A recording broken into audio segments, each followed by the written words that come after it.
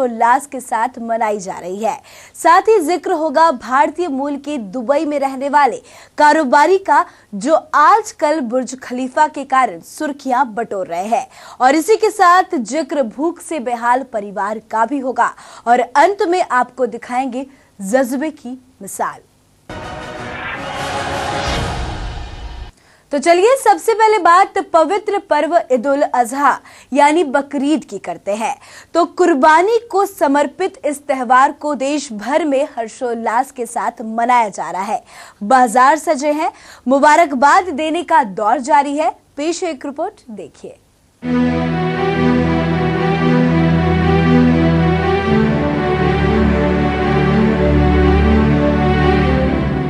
ईद उल जुहा यानी बकरीद आज पूरे देश में हर्षोल्लास के साथ मनाई जा रही है।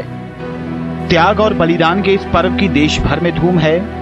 बकरीद पर खरीदार बकरे, नए कपड़े, खजूर और सेवइयां खरीदते हैं। बकरीद पर कुर्बानी देना सवाब यानी पुण्य का काम माना जाता है, इसलिए हर कोई इस दिन कुर्बानी देता है। मुस्लिमों में हर साल दो तरह की ईद मनाई जाती है। एक मीठी ईद होती है जिसका संदेश समाज में मिठास और प्यार भरना है। दूसरी बकरीद है जो लोगों को त्याग का संदेश देती है और अपने कर्तव्य का बोध कराती है। ईद उल जुहा का दिन फर्ज कुर्बानी का दिन माना जाता है।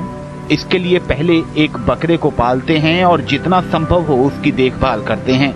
और जब वो बकरा बड़ा हो जाता है तो बकरीद के दिन यानी आज के दिन उसकी कुर्बानी दी जाती है, जिसे फर्ज कुर्बानी कहते हैं।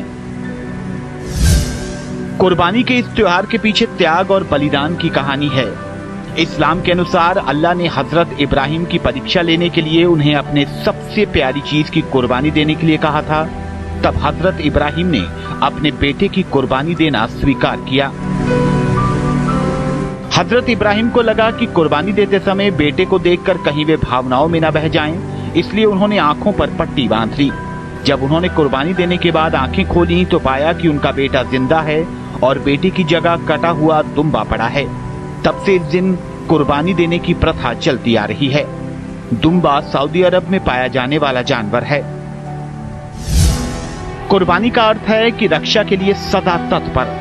हजरत मोहम्मद साहब का आदेश है कि कोई व्यक्ति जिस भी परिवार, समाज, शहर या मुल्क में रहने वाला है, उस व्यक्ति का फर्ज है कि वे उस देश, समाज, परिवार की हिफाजत के लिए हर कुर्बानी देने को तैयार रहे। ईद उल फितर की तरह ईद उल जुहा में भी गरीबों और मजलूमों का खास ख्याल रखा जाता है। इसी मकसद से ईद उल जुहा के सामान यानी कि कुर्बानी के सामान के 3 हिस्से किए जाते हैं। एक हिस्सा खुद के लिए रखा जाता है, बाकी 2 हिस्से समाज में जरूरतमंदों में बांटने के लिए होते हैं, जिसे तुरंत बांट दिया जाता है। नियम कहता है कि पहले अपना कर्ज उतारें, फिर हज पर जाएं, तब बकरीद मनाएं। इसका मतलब यह है कि इस्लाम व्यक्ति को अपने परिवार, अपने समाज के दायित्वों को पूरी तरह निभाने पर जोर देता है। ईद उल जुहा या बकरीद का दिन फर्ज कुर्बान का दिन होता है। आमतौर पर हम सभी जानते हैं कि बकरीद के दिन बकरे की कुर्बानी दी जाती है। मुस्लिम समाज में बकरे को पाला जाता है और अपनी हैसियत के अनुसार उसकी देखरेख की जाती है। और जब वो बड़ा हो जाता है उसे बकरीद के दिन अल्लाह के लिए कुर्बान कर दिया जाता है, जिसे फर्ज कुर्बान कहा जाता है। बकरीद के दिन सबसे पहले ईदगाह में ईद सलात पेश की जाती है। पूरे परिवार एवं जानने वालों के साथ मनाई जाती है। सबके साथ मिलकर भोजन लिया जाता है, नए कपड़े पहने जाते हैं, गिफ्ट दिए जाते हैं। खास तौर पर गरीबों का ध्यान रखा जाता है। उन्हें खाने को भोजन और पहनने को कपड़े तक दिए जाते हैं। बच्चों और अपनों से छोटों को ईदी दी जाती है। ईद की प्रार्थना नमाज अदा की जाती है। इस दिन बकरे के अलावा बकरी, भैंस, ऊंट की कुर्बानी दी जाती है। कुर्बान किया जाने वाला जानवर भी देख परख कर पाला जाता है, अर्थात उसके सारे अंग सही सलामत होना जरूरी है।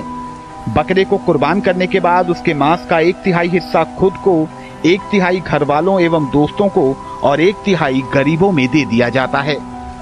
ये वे पर्व है जहां सबको साथ लेकर चलने की सीख देता है। वहीं बकरीद ये भी सिखाती है कि सच्चाई की राह में अपना सब कुछ कुर्बान करने के लिए हमेशा तैयार रहना चाहिए। जानवर की कुर्बानी तो सिर्फ एक प्रतीक भर है। दरअसल इस्लाम धर्म जिंदगी के हर क्षेत्र में कुर्बानी मांगता है। इसमें धन व जीवन की कुर्बानी, नरम बिस्तर छोड़कर कड़कती ठंड या भीषण गर्मी में बेसहारा लोगों की सेवा के लिए जान की कुर्बानी तक शामिल है। कुल मिलाकर बकरीद का ये त्योहार हमें काफी कुछ सीखने को दे जाता है।